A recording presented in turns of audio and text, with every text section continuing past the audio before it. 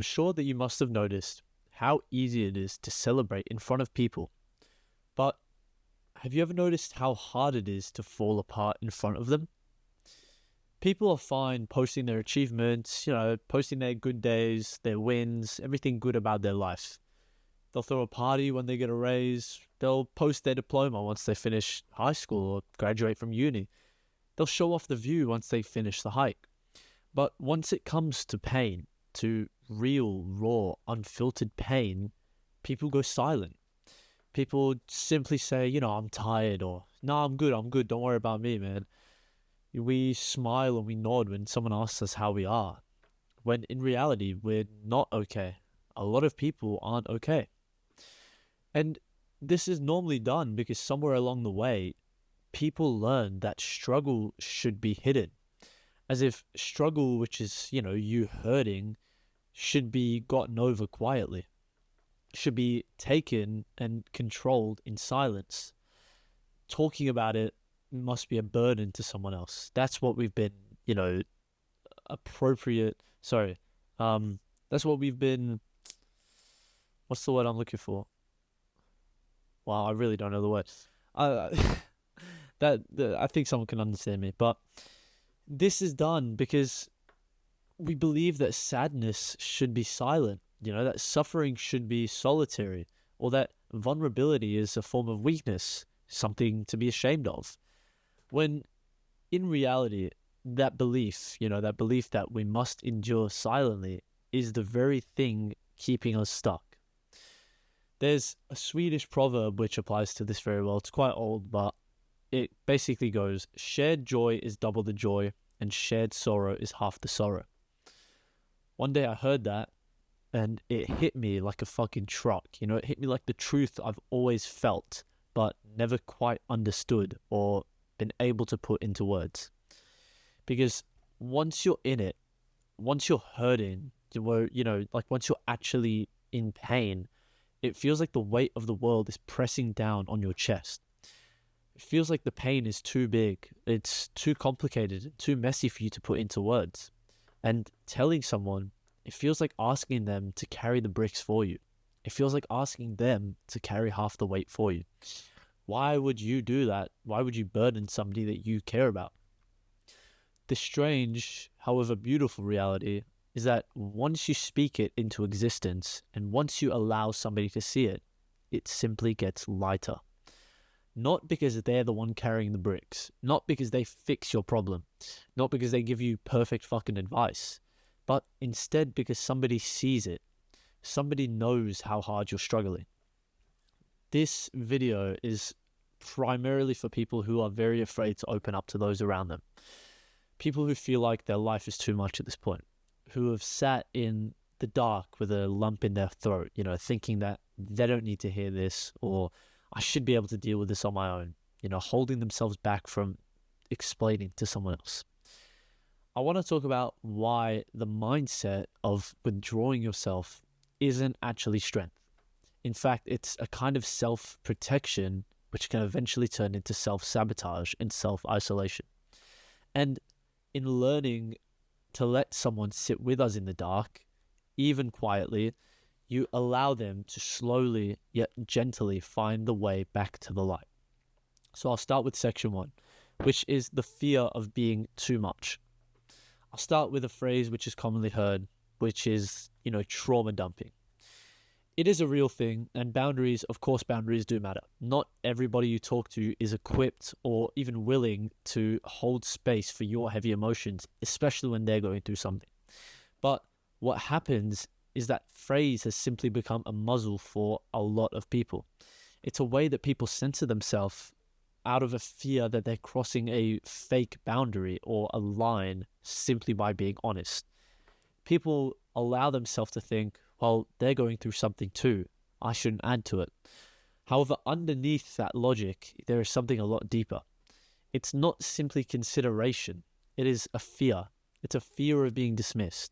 It's a fear of being met with awkward silence. A fear of being told, maybe directly or maybe even indirectly, that your pain is too much for them to handle. So a lot of people play it safe.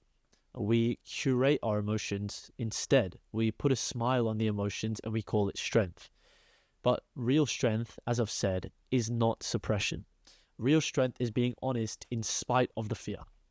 Because the longer your sorrow is hidden, the more that it shapes your life. You start to overthink every single message that you send to anyone. You apologize for simply existing too loudly. You disconnect, not even from others, but just from yourself. And you start to believe that no one can handle your truth. However, often the person that can't handle it in reality is you. And once you allow someone else in to your reality, you learn that that pain is rarely as isolating as it actually feels.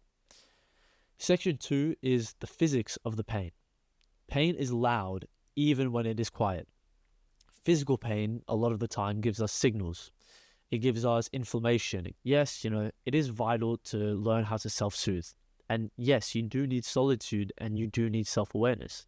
But even the best self-care and self-improvement routine cannot replace what it feels like to be understood by someone else. There is an African proverb this time which says, if you want to go fast, go alone.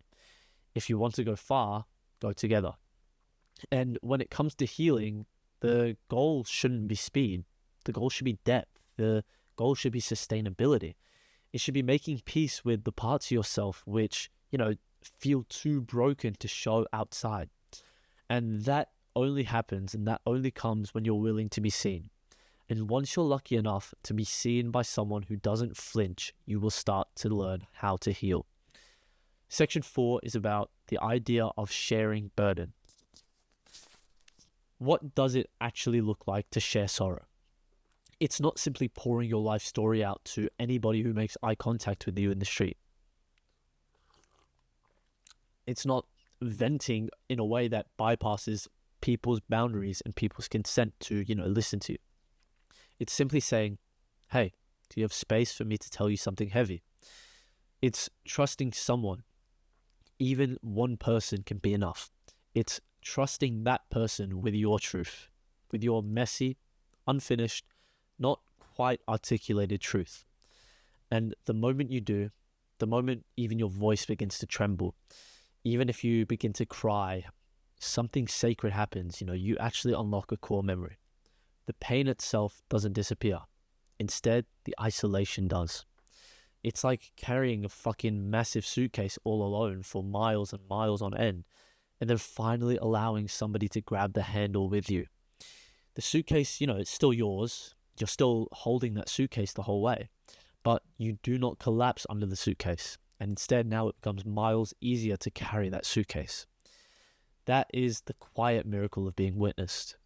That is the miracle of being held in words, in silence, and in presence.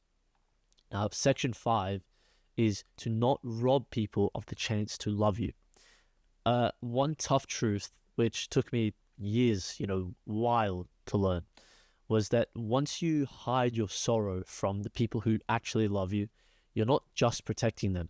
Instead, you might be burdening them and you might be robbing them, doing the thing that you aimed to avoid. Robbing them of... So, to conclude, I'll talk about the fact that the healing begins once you're seen, just as I've been doing this whole time.